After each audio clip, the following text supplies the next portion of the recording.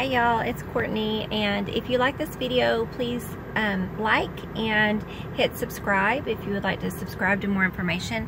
So a lot of times I have to get away from the house to do these.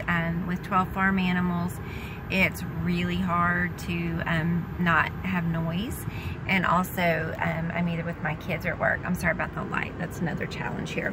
I'm going to give you 10 tips. I thought, you know, there's not a lot to talk about when you're on a resource challenge because there's a lot that you don't do. But I thought, I'm going to come up with 10 things I can share. And some of these I may have shared before, but you may not have heard them. So, number one is snack at home. I was really hungry after work today, but I resisted the temptation. I got a bottle of water at work, and in my purse I had some of those little tea packets, those sugar-free tea packets, and I wanted something to drink. It's better than drinking soda, and so I poured that in there, and that satisfied me. I got home and had a snack. I'm on my way to pick up my kid right now from the Y, and that will keep me. I got home and I had some dates. I stuffed them with goat cheese, and that will hold me till I get back out here to have dinner. So snack at home. And the second one is pack your meals, pack your snacks. When you make dinner the night before, if there are any leftovers, use those containers that are broken up into sections like bento boxes for your meal the next day. Or if you don't have that, save jars and things like that from pickles or spaghetti, and you can use those jelly jars. I use mason jars a lot for packing food. So at night, pack up your breakfast and your lunch for work and your snacks, and you'll be much, sorry, privet is really bad around here. You'll be much more prepared the next day. The third tip is simple, but saves a ton of money. Your trusty water glass. So I don't have a Yeti. I'm too frugal for that. I'm not judging. I'm not going to spend that kind of money on one. I know a lot of people who love them.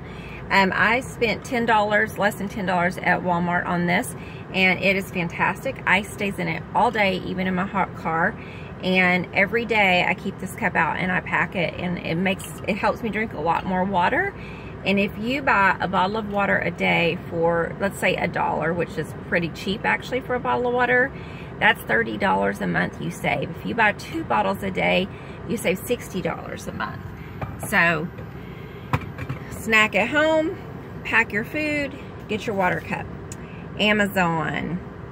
I love Amazon. I'm an author. I know they take 53% of what my book is, the cost of my book. So I also know that they're kind of like Walmart and driving down prices.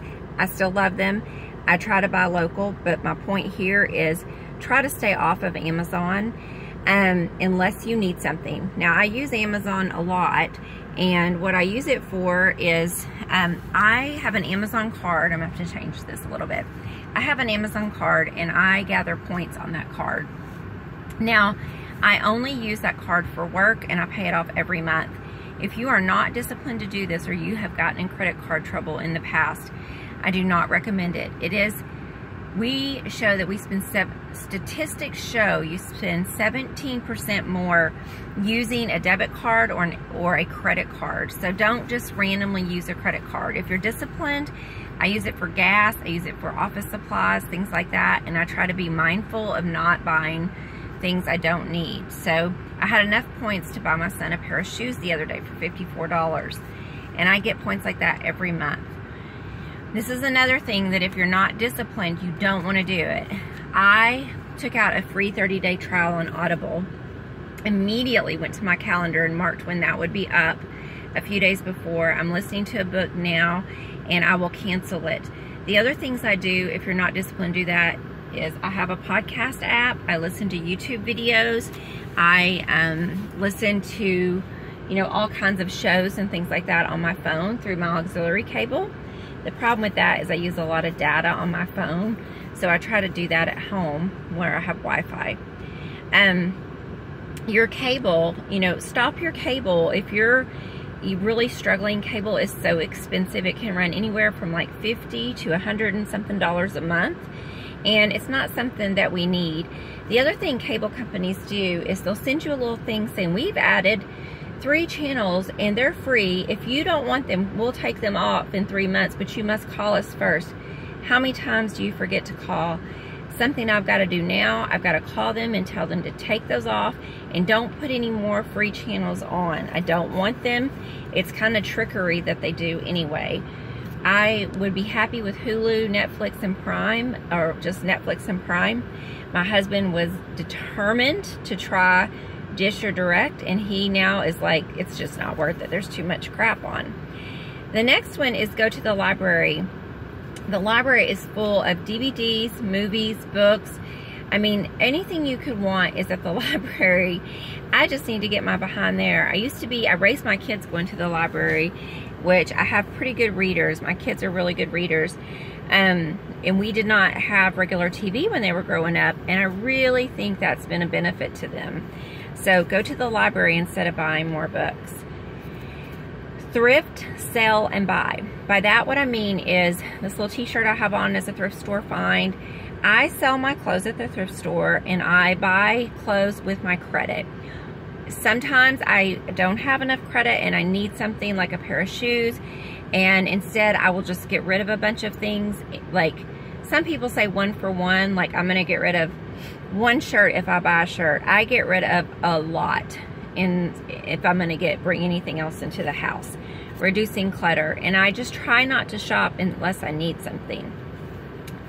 Walmart versus the Dollar General. Now, the names of the stores could be different in your area. It could be Target and whatever. Tonight I was thinking I have a pretty good list of things I need, but everything I need I could get at the Dollar General. What happens when I go into Walmart is I end up buying about $100 more than I need. All of a sudden I'm there, well, I might as well get some groceries while I'm here.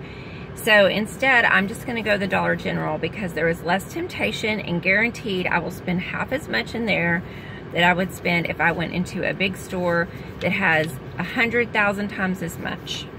The last one is gift cards.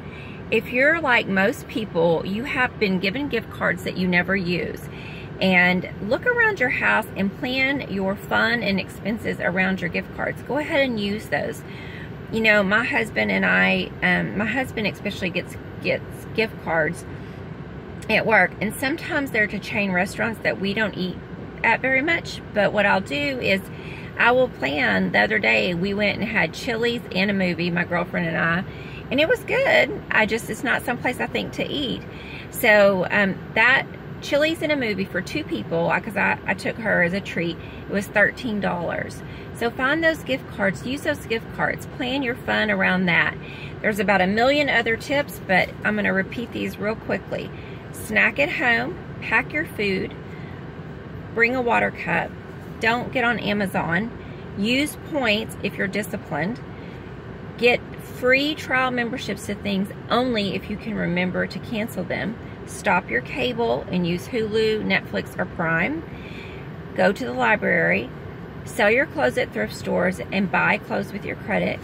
If you don't need a lot, go to a smaller store that doesn't have as much rather than going to a big store where you're tempted. And lastly, use those gift cards. Plan your outings around the gift cards that you have. All right, have a great day. Bye-bye.